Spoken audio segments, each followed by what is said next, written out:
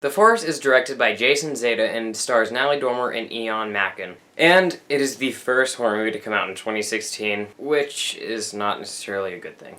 Throughout the years, we have had at least one ghost movie to come out at the beginning of January. Last year, it was The Woman in Black 2, Angel of Death, and the year before, I believe, was Paranormal Activity, the marked ones. I may be wrong, not sure. But honestly, this isn't that bad. It's not as bad as Woman in Black 2 and is not as bad as a lot of other January horror movies that have come out in the past year. I saw this on a Saturday night at the most packed time, which is about 7:40 p.m. if you didn't know that. It was completely packed, but actually had no hype. During The Visit, people were screaming. During Insidious 3, people were screaming. The Gallows.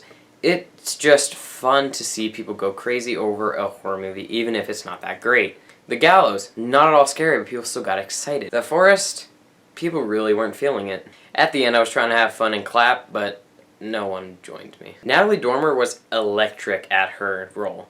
It was a dual role, and she plays her character Sarah and her sister's character Jess, as did the movie itself. The Forest is actually a great psychological thriller. It was marketed as a ghost thriller, but ignore that. That is until the cliche horror takes its part and completely crumbles the original film. You do not need to give stereotypical audiences what they want. The cheap scares, the awful visuals, and just terrible endings. The Forest completely loses all of its structure during the end of the first act, beginning of second.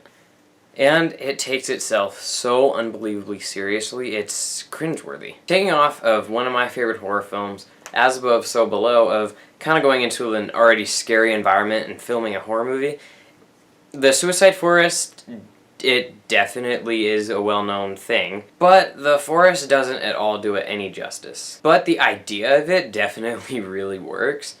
Some of the twists were a little jumbled and the whole plot was everywhere, but the writing and the build-up to the climax was actually impressively great.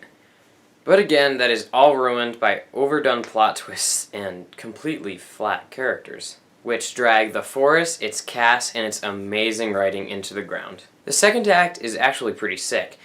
Not at all scary. This movie isn't scary at all. The second act is actually very fun and interesting. Again, it's very well written. The screenplay obviously took a bit of time to process, but props to them. This is director's English debut. I can definitely see that, just kind of like the transfer.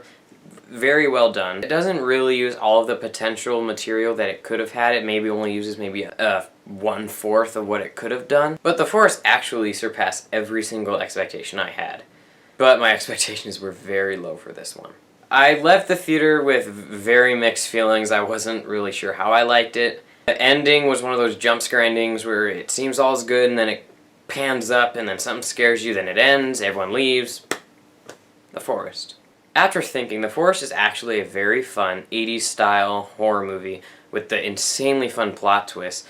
A bit were very predictable, but don't worry about that. It's a fun movie. Get over it. It easily is a nice little throwback to the 80s.